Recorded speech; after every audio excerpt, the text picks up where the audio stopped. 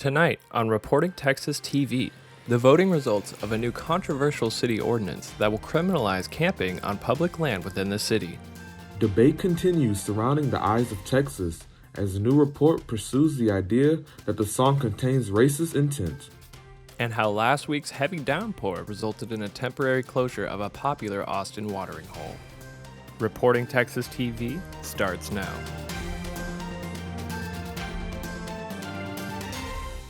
Good evening, I'm David West. And I'm Joshua Gray reporting from Austin. We are beginning with breaking news. UT Austin linebacker Jake Ellinger was found dead off campus today after police received a call at 12:18 p.m. According to the Daily Texan, he was found in the 1200 block on West 22nd Street. Ellinger was the younger brother of UT's former quarterback, Sam Ellinger. Authorities did not release any information about the circumstances aside from saying the death was not suspicious. Austinites voted in favor of bringing back the city's camping ban in last week's local election. Proposition B includes penalizing people found sitting, lying, or sleeping on public sidewalks near downtown and the UT Austin campus. 57% of voters approved Prop B, despite Mayor Steve Adler's stance against it. Local organization Austin Mutual Aid says Prop B is not a solution to homelessness in Austin. You give them a ticket, it's just going to make their life a lot harder. It's going to just criminalize their existence, and they're going to be unhoused longer, right? And because we continue to get more people over time become unhoused, if you increase the amount of time someone spends on the street, that just means we're going to have more people living on the street overall. It doesn't make any sense. The camping ban will go into effect on May 11th. The city of Austin has made plans to house the homeless after the vote in favor of Proposition B. The plans released include converting Candlewood Suites into housing. Some Northwest Austin residents say the city has disregarded their concerns of how the conversation will affect their community and businesses. A lawsuit is being led by Chaudhary Partnership, a local small business, to stop the purchase of Candlewood Suites. Petitions and protests have broken out to pressure the city to find a different housing solution. Proposition E passed with nearly 60% of voters supporting it. It will allow for ranked choice voting, where you can vote for several people for the same position. Your vote will go to the first person with enough votes to win. This will avoid any potential runoff elections. However, due to potential legal problems, Proposition E won't be put into practice for now. After the 2020 census, Texas gained extra political clout, adding 2 seats to the House of Representatives. However, sometimes adding more seats equals more problems. Clark Dalton has the story. Since Texas now has 38 seats in the House, the state legislature will have to devise a plan to redistrict, a process that some say isn't always fair. Last time, like you said, we had to go to the Supreme Court for redrawing lines real tight to try to get away with gerrymandering as much as they could. Gerrymandering is when one party draws districts to directly favor them. Texas Republican lawmakers have been doing this for years, according to Charlie Bonner, communications director for Move Texas, a nonpartisan dedicated to increasing civic engagement. And so we start to have a system where voters aren't getting to choose their elected officials get to choose their voters. For example, the area around UT campus is actually 4 different districts. I'm on 7th Street standing east of I-35 in the 25th district. If I cross the street, I'm now in the 35th district, and behind me on the other side of the interstate is the 21st district. So there isn't a single representative voicing the concerns of younger voters.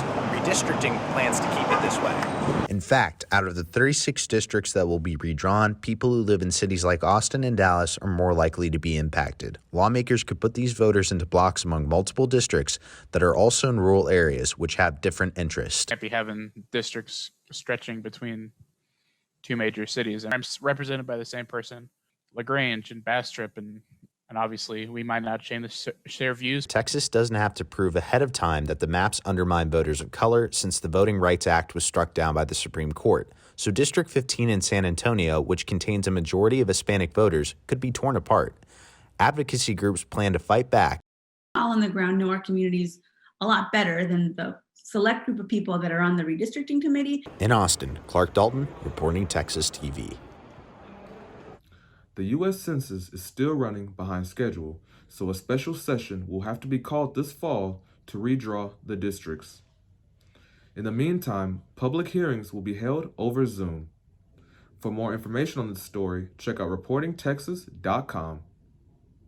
Amidst the debate over the university's continued use of the Eyes of Texas song, history professor Alberto Martinez released a second report titled 100 Problems in the Eyes of Texas, following his initial report in March. His report addresses a faculty petition and calls again for the song to be removed. Both of his reports contradict the university's reports. As of Wednesday, nearly 180 faculty members have signed the petition. Despite thousands of objections, UT President Jay Hartzell decided to keep the song in July of 2020. A former UT sophomore, Rolando Benavides, was arrested last Thursday. It was reported he broke into several rooms in Jester East and West Residence Hall. Benavides was identified due to photographs he took while committing his crimes, that he then uploaded to a public fetish website. He committed sexual acts with the victim's property. There have been 8 identified victims. On Tuesday, May 4th, President Joe Biden announced his administration's latest goals in the fight against COVID-19, getting 70% of the U.S. adults to receive at least one dose of a COVID vaccine and having 160 million adults fully vaccinated by July 4th. The White House hopes this data will mark a turning point in the pandemic. Current statistics show that more than a quarter of Texans are fully vaccinated against COVID-19.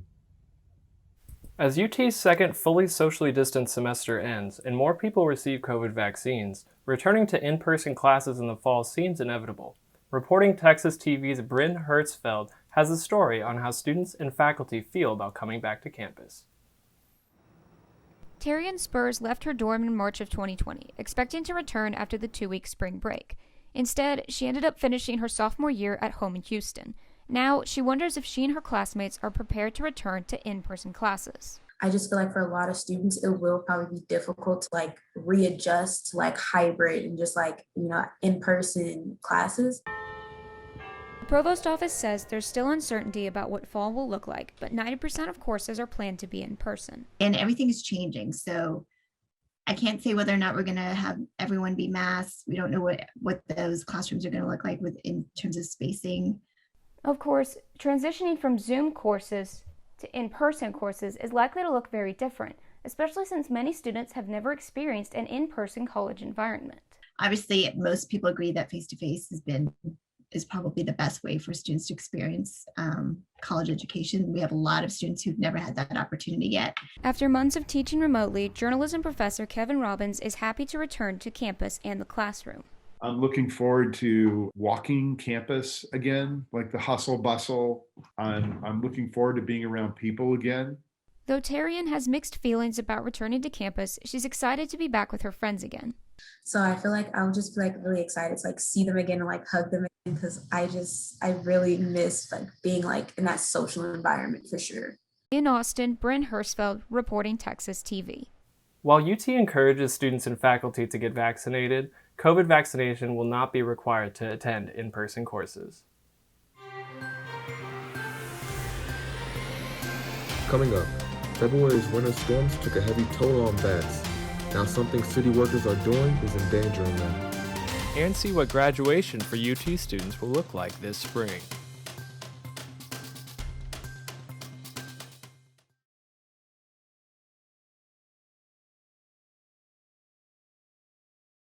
The Austin Bat Refuge welcomed 4,000 bats into tents after the February winter storm. Now, the city of Austin is starting to remove dead vegetation, but one group warns that bats could be living inside of these trees.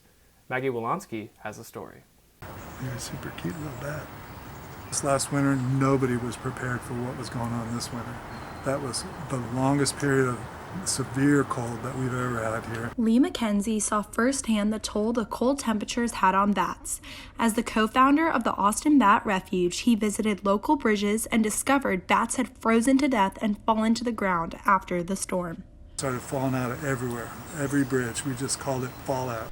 Now, with warm weather approaching, the city is working to remove visible dead vegetation from after the winter storm. Lee is advocating that by removing dead palm trees like the ones behind me, it can also be killing southern yellow bats. What a sweet little bat roosting in that palm tree. You'd hate to hurt a beautiful little bat like that. So we're just asking that people consider the fact that these little beauties are living right in our own backyard. Lee contacted the Austin Public Works Department to specifically explain how to remove palm trees found on city property. Educated us that if you can, and we'll do our best, to cut out the individual fronds, lower them, and then chop the tree, from the top down.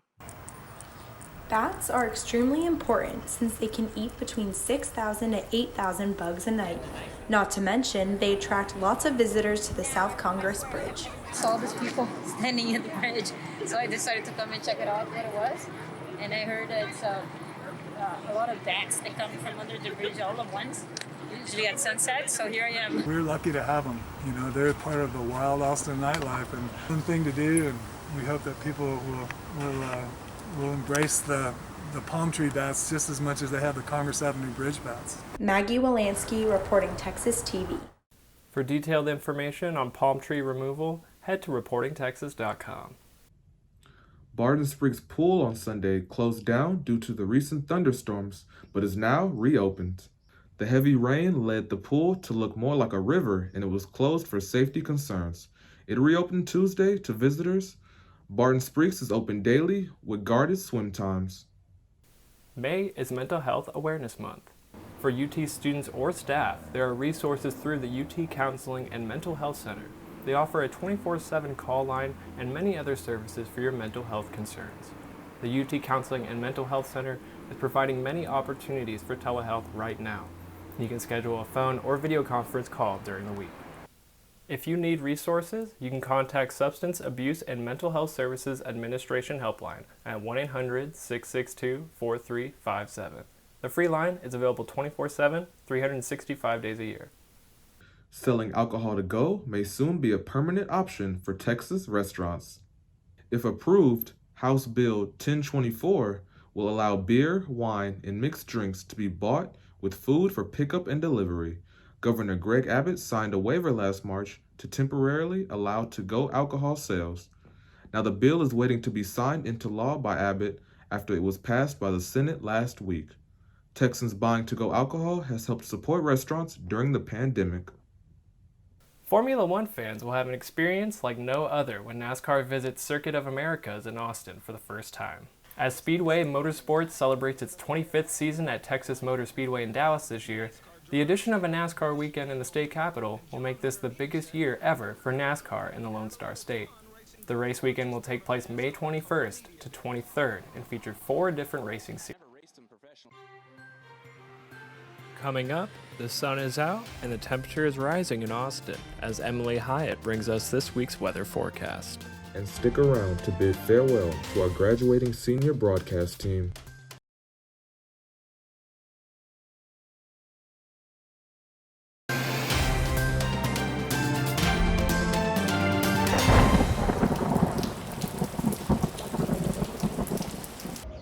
Hello, and welcome back to Reporting Texas TV. I'm Emily Hyatt, reporting from sunny Austin, Texas.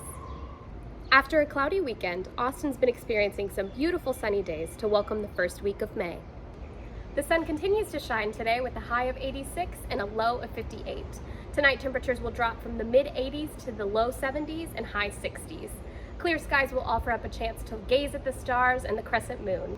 It should be a mild night with slight winds from the northeast. As we head into the weekend, we should expect more clouds moving into Austin. The high on Sunday increases to 94, and there is a chance of rain on Sunday night. Following Sunday, clouds and rain will be here to stay. Monday will be cloudy, though there is a low chance of rain. Starting Tuesday, there is a high chance of rain for the rest of the week. Despite the downpour, we can look forward to decreased temperatures, with the high staying in the mid-70s from Wednesday to Friday. That's all for weather. I'm Emily Hyatt. Back to you, Josh and David. Coming up, find out why this summer's Olympics are set to punish athletes sporting Black Lives Matter apparel. And former Texas quarterback Sam Ehlinger finds a new home in Indianapolis. Kenny Jones with the story next.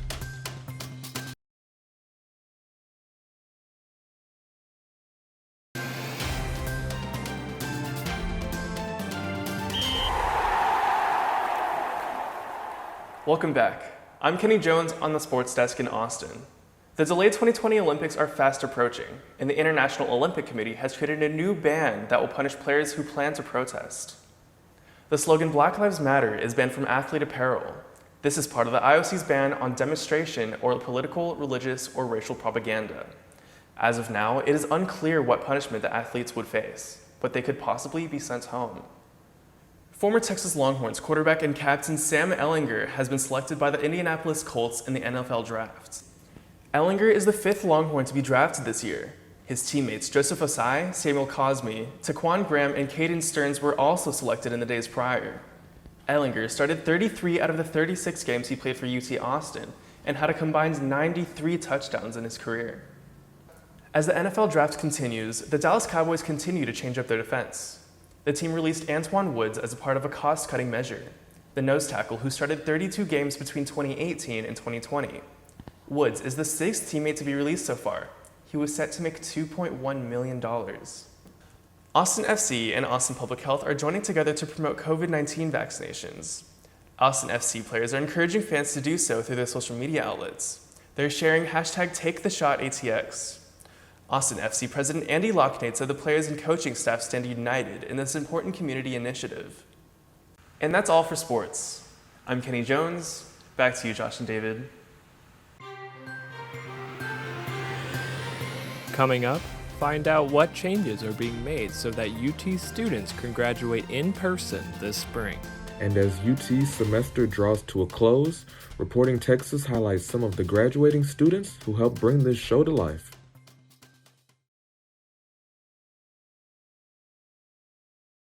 This is the last week of classes here at UT, and seniors are preparing to say their final goodbyes during graduation on May 22nd.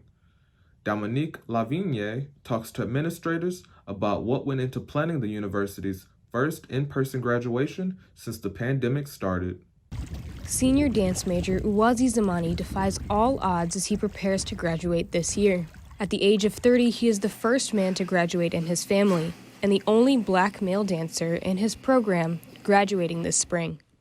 They didn't know that I was 30 years. And I had to politely tell them, like, no, I am a first-year student here, but I'm not here to keep my head down and go quietly. Zamani says his family and friends will be there to celebrate his achievements, but only 6 of his guests are allowed in person due to the pandemic. All other guests can watch a live stream of the ceremony on the commencement website. Getting ready for this big day began in the fall with the COVID investigating committee. Outdoors was a must because we know that having a constant supply of fresh air is really crucial for safety, and so we didn't want any events that were going to be large events indoors. UT grads typically threw their caps up here in front of the UT Tower. But this year, the class of 2021 will be celebrating commencement at DKR Stadium in accordance with social distancing guidelines. Masks are required for all guests and graduates, and they will be expected to follow safety measures used at this fall's football games. The provost's office says the extra space at the stadium could allow for more guests at future graduations. From a visual standpoint, I can see the tower being something that's pretty significant for a lot of students and families. I'm guessing people would want to go back to that, but there could be some upsides to the stadium once we're past the pandemic. Despite the differences this year, one thing stays the same. Students will still be celebrating all of their accomplishments during their time at UT. I say that. Don't make the journey about proving them wrong, but listen, I want to flex so hard when I walk across this stage. Hey, come on, I've earned this. At UT Austin, Dominique Lavigne, reporting Texas TV. For graduation updates, check reportingtexas.com. You can also visit commencement.utexas.edu. And finally, we want to take a moment to recognize the graduating seniors of the Spring 2021 Reporting Texas TV newscast.